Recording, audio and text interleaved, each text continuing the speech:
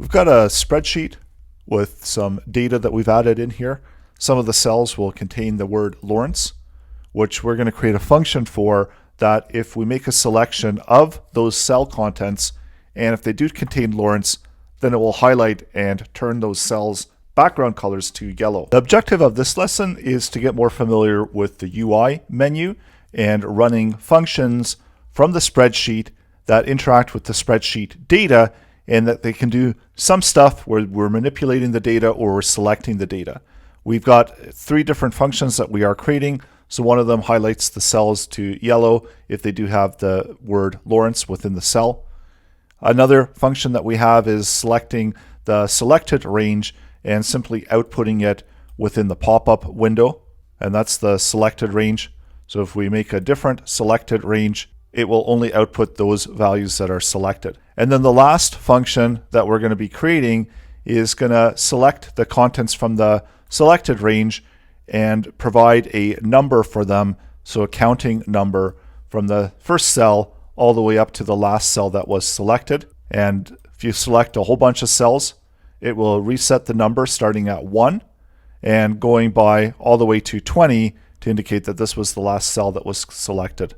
And this will work across all of the cells, updating the data within the cells and also prefixing it with the count value. Upon completing this lesson, you'll have an opportunity to become more familiar with selecting the selected range data from the cell, also adding menu items to the UI, selecting a particular cell and updating some of the properties of the cell, such as the background color, and then also getting a range of data, looping through that range of data, making some updates to the data, and then setting those values back into that active range, updating the values within the spreadsheet. So all of this is coming up in this lesson. Let's get started coding with Google Apps Script. Over to your Google Drive, so drive.google.com, select New from the drop-down menu, select a new spreadsheet. Give the spreadsheet a name by clicking at the top. I'm going to call it UI Test. This is a bound script, so under the extensions, select Apps Script, and that's going to open up the online Apps Script editor. Within the Apps Script, select the untitled project and give the project a name.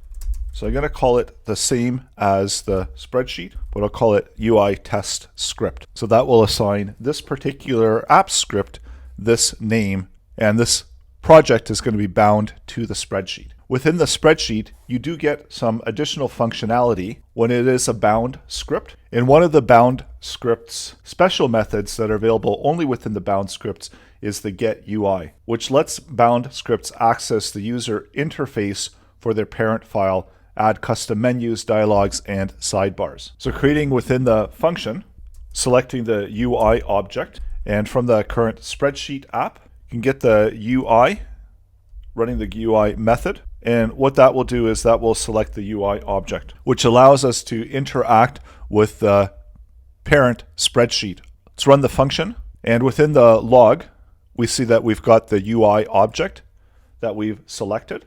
And now for the UI object, we want to add items to the menu. So selecting the UI from the spreadsheet app, we have a number of options. And the one that we want to use is to create a menu. And for the menu, we need to have a caption or a label. And this is expecting a string value. And this is the value that the users are going to be able to see.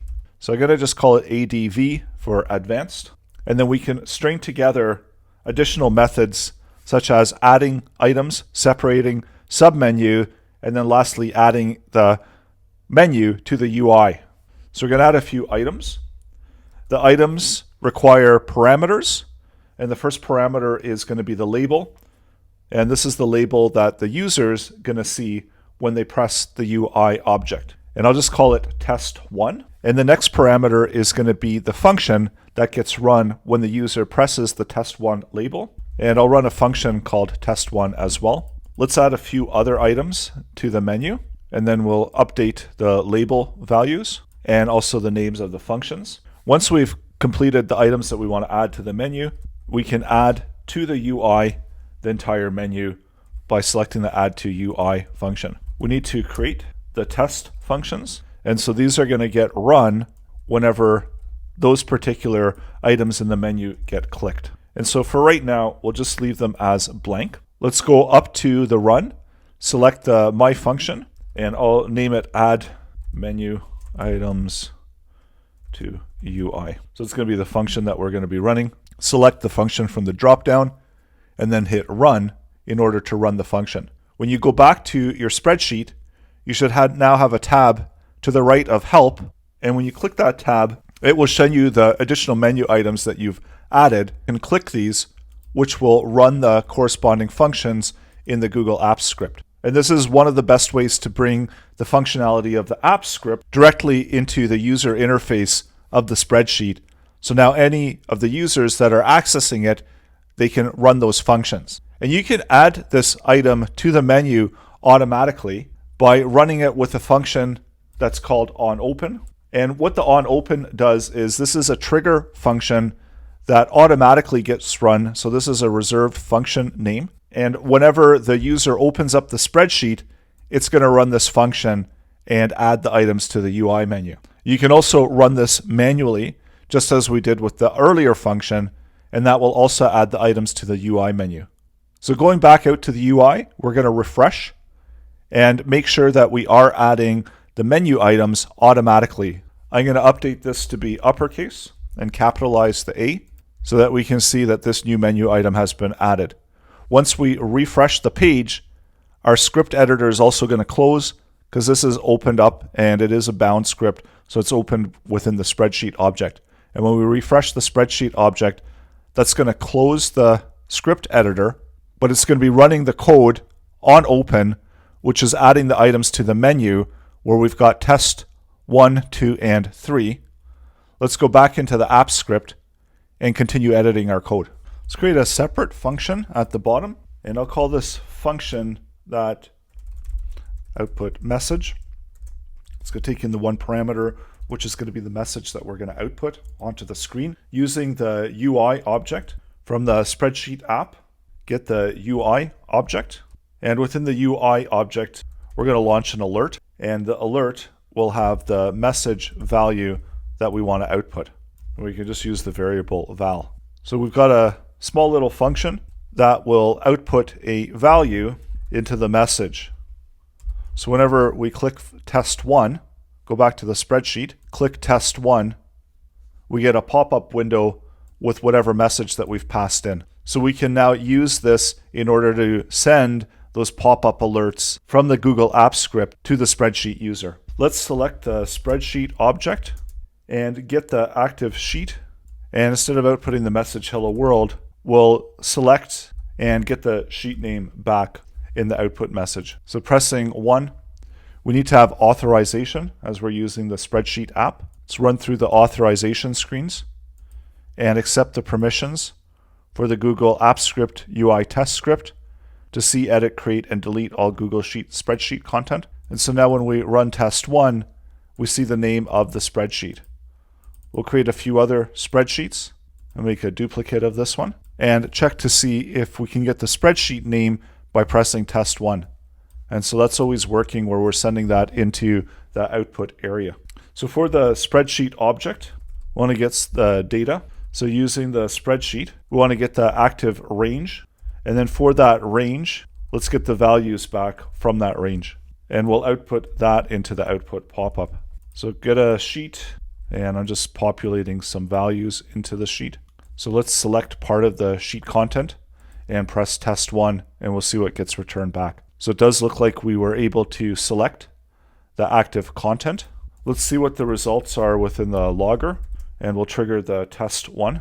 Run the test 1. We still have the content selected within the spreadsheet, and that shows us the nested rows of content within the spreadsheet. So that also means that we can select the content and loop through each one of the items in the content. And from here, we're going to construct content that we're going to then output into the message. So declare the variable. And then as we loop through each row of content for the element, we'll add to it the contents of the element and also a line break. And the message that we'll output will be this new data message that we're using.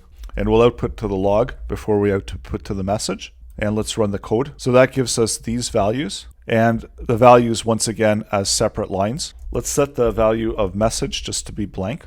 And that gives us a cleaner output of the content. Because this row data is an array, we can sort the array items in place. And we can also create a customized output of the elements where we've got all of the typical array options that we have within JavaScript, where we can do a join of the content and the separator that we join it together with.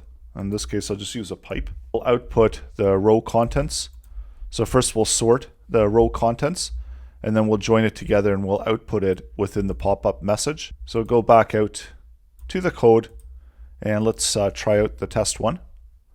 So we get 21 and this, and just being output. So it doesn't matter what content I select, we're going to have that new constructed output every time for it, where it sorts the order of it and then updates the output into the screen. Let's do a big selection and we get all of the content of that selection, even if we just select the one cell, and we'll double check just to make sure that's working. So it's only outputting that cell content. I gotta close off the logger to comment it out. And now let's look at the second function, where we'll also get the values from the selected range, the same as we did in the first function. That's going to return back the values of the rows of content, and then we can loop through all of the rows of content, and we might want to look for a particular value. So I'll put a name value in a few of the cells, and then drag and drop and populate some of the content across the other cells. And we're going to look to see if within the selection there is the name Laurence. So as we loop through the content, we have a number of array methods, and I'll create one called checker, and that will use the row. So this row is actually an array. So we can use the row object and then return back the index of, checking to see if it does have this value contained within there. And if checker, we can actually do this within one condition, where you can check to see if the value of index 1 is not equal to -1. If it's -1, that means it was not found. If it's not equal to -1, that means that this element was found within the active range. And right now, what we'll do is we'll output to the output message, and we'll just write found. Let's go ahead and we'll run the test 2 and check out what we have for the active range. So we do get the word found. Let's try the test 2, and we don't get found, but if the word Laurence is within the selected range, then we do get found. So let's return back where we find the value, as we're getting the index value of row index, and we'll actually bring it back to the checker function. And the reason I'm doing this is because this way, if we do find it, then we're going to have an output for the value that it's contained within. And also, if for the row we get an index, that will tell us which row it is. The checker will tell us which column it's within. And right now we'll just log it into the log, where to get the row value is going to be contained within index, and checker is going to show us which column it's within. So let's check to see what we've got and run the code. And that returns back a value of 1. So it tells us it's within the first row. See what we get for checker. So that's going to be in column number 3. And remember, these are 0 based. So we have to add 1 to each one of those values. So for checker, we have to have 1. And then also for the current index value, we have to add 1. So let's run it again. And we get 4 and 2. Let's make a selection, run it again. And now we get 4 and 1 and 3 and 4.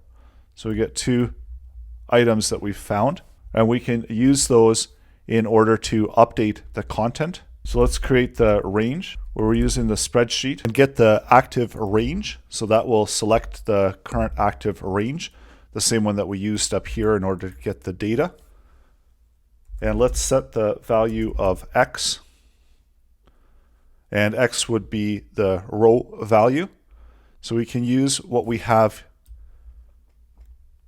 for the index and add that to what we have for the range, where we can get the row for the range. And this is going to return back a numeric value. So adding the index and then adding 1 to it.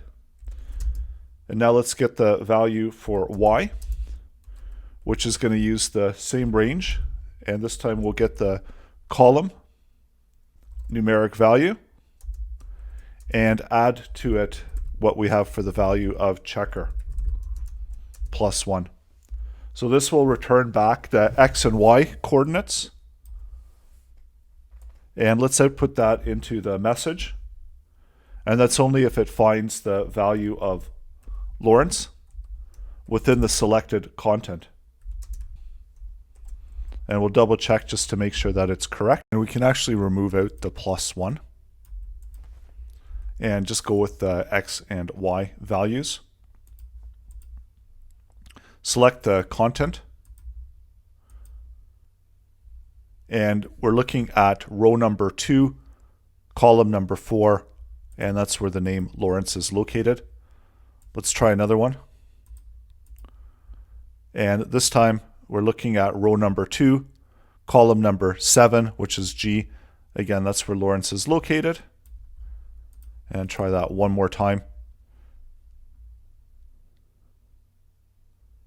So looking at row number 5, column number 3, and that selects the cell where Laurence is located.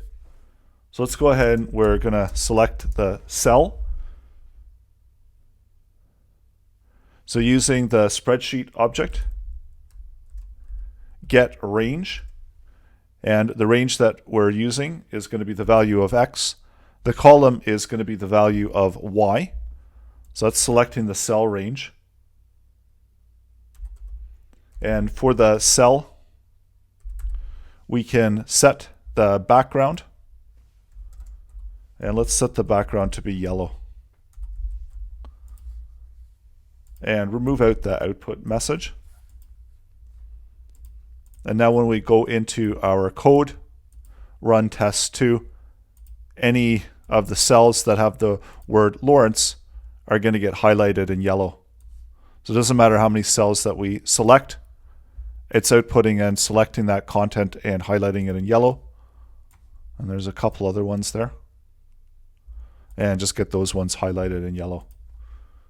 Let's create one more function for number 3, where we're going to get the cell and get the active range, get the values of the range, and we'll add to all of those values, setting another, and actually let's separate out these selections where we've got one for range.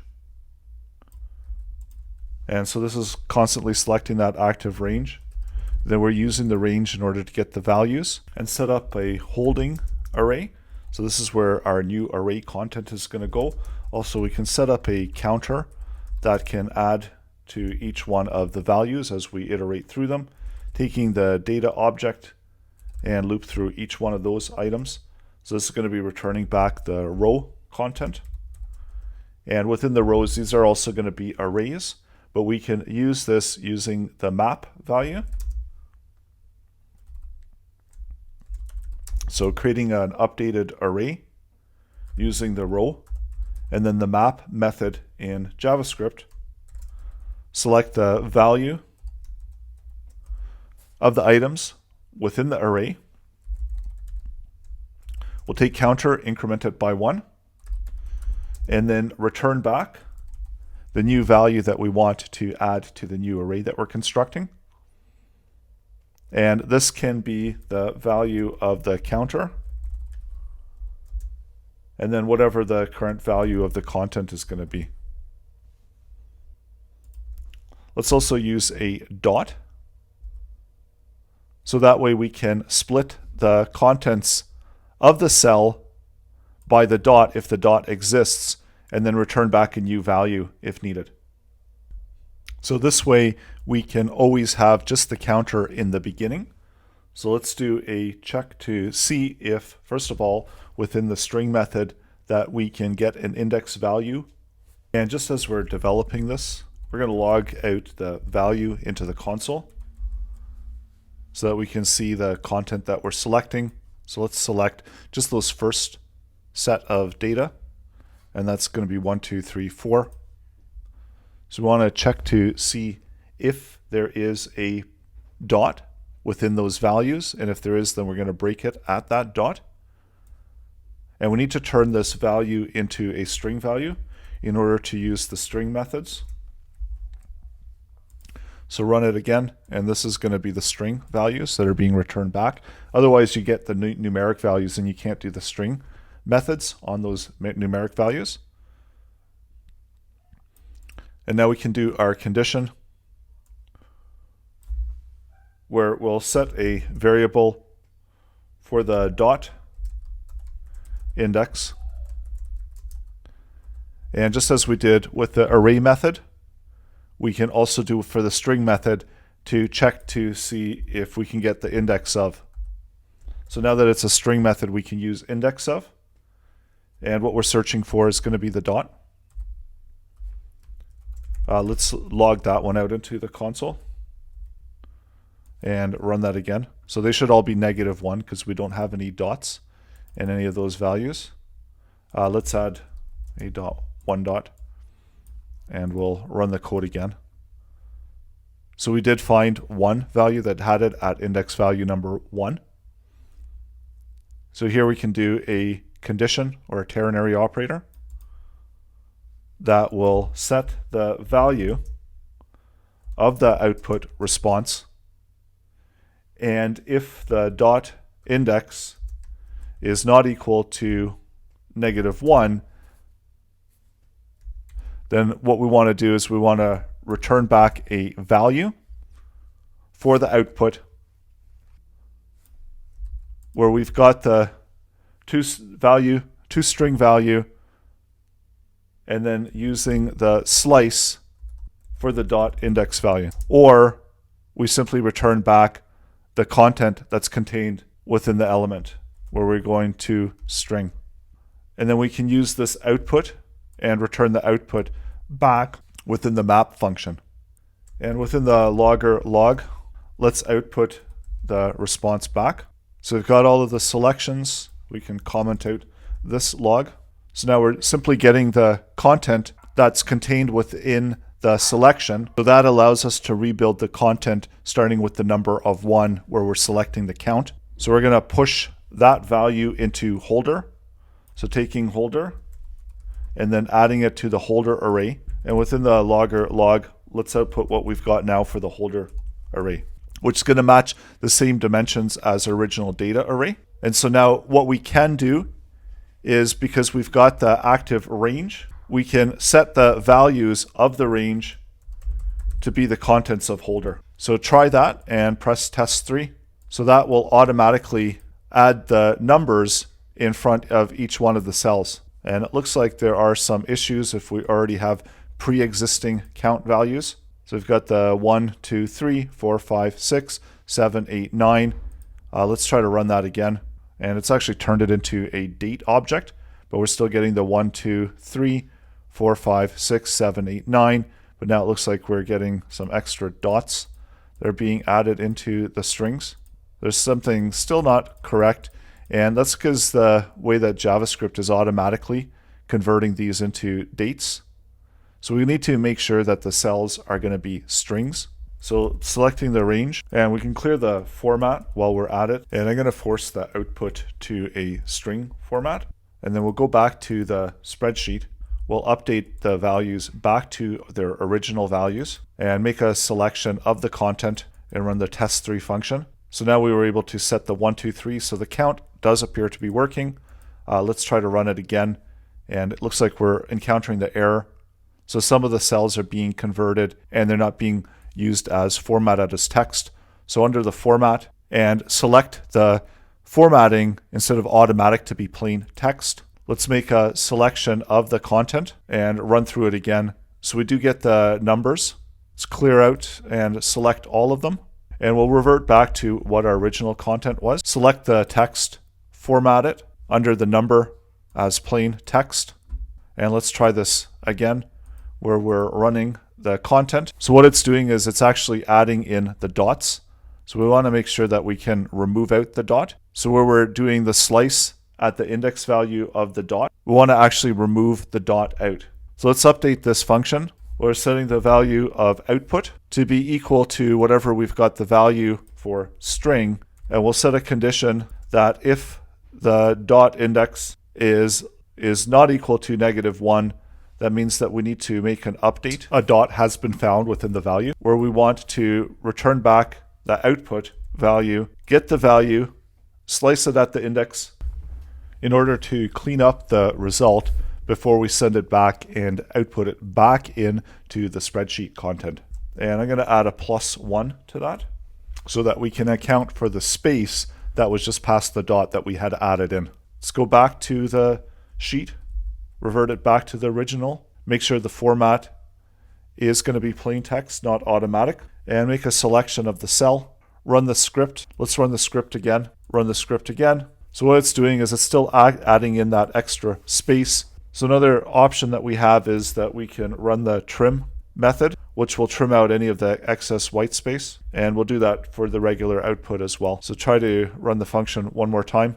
And this time it does appear that it is working, where we can select our cell contents, do the test, and we get all of the number values. And then we can make other selections of those and increment those as needed. So it's always going to be updating that block that was selected with the numbers. So let's run through the function one more time. But for the first function, what we're doing is we're getting the values that are selected, we're looping through them, and we're simply outputting those values. So that's under the test one, where we're outputting it into the pop-up window and sending it to the function output message, which in turn is using the UI to create an alert with the content. The second function was slightly more complex, where we're looking for the value of Laurence to be one of the values of the cells. And if it finds it, then it's going to highlight that cell. So now that we've updated the cells and we might have the value of Laurence, but we've got other characters in there as well,